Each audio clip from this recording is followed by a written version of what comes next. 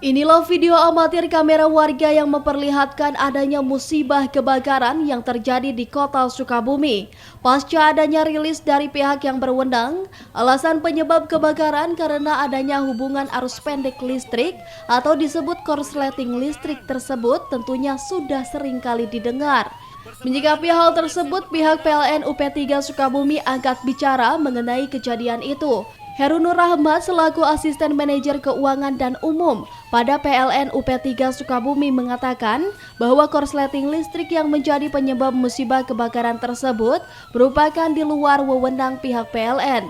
Lebih lanjut, dirinya juga mengatakan tanggung jawab maupun kompensasi yang akan diberikan pihak PLN yakni jika terjadi musibah maupun bencana yang terjadi akibat rusaknya alat maupun instalasi listrik milik PLN.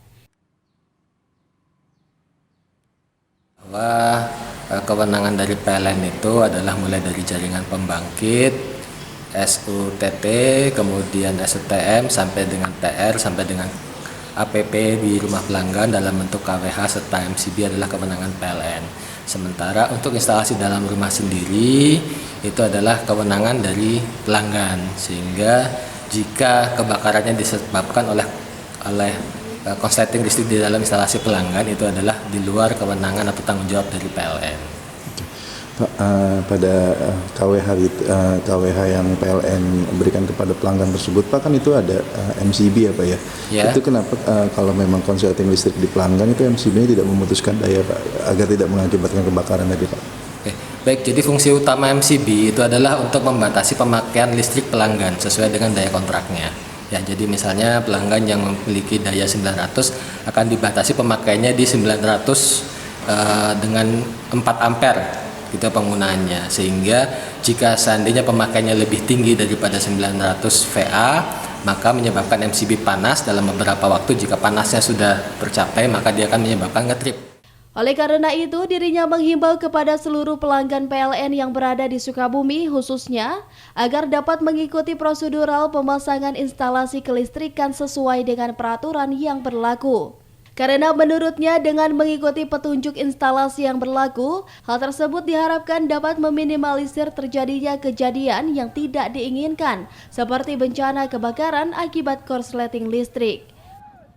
Baik, untuk keselamatan ketenaga listrikan ya PLN tetap menghimbau untuk masyarakat menggunakan instalasi sesuai dengan standar SNI atau SNI atau ketentuannya. Kalau misalnya di rumah kita meragukan atau mengkhawatirkan instalasi di rumah kita atau misalnya sudah bertahun-tahun ya sejak kakek misalnya atau turunan dari orang tuanya warisan gitu kan ya, bukan rumah baru, kemudian kita khawatir nih dengan instalasinya karena lama nggak diganti, silahkan untuk diganti secara mandiri kepada masyarakat, karena ini kaitannya kepada keselamatan rumah sendiri ya, keselamatan pelanggan sendiri gitu. Karena instalasi ini kan tadi seperti yang saya jelaskan di awal bahwa instalasi ada tanggung jawab dari pelanggan gitu, sehingga kami dari PLN juga hanya bisa menghimbau untuk masyarakat menggunakan listrik sesuai dengan standarnya. Kemudian kalau memang ragu atau khawatir dengan instalasi di rumah silahkan direhab sendiri. Kemudian dalam momen pasang baru juga harus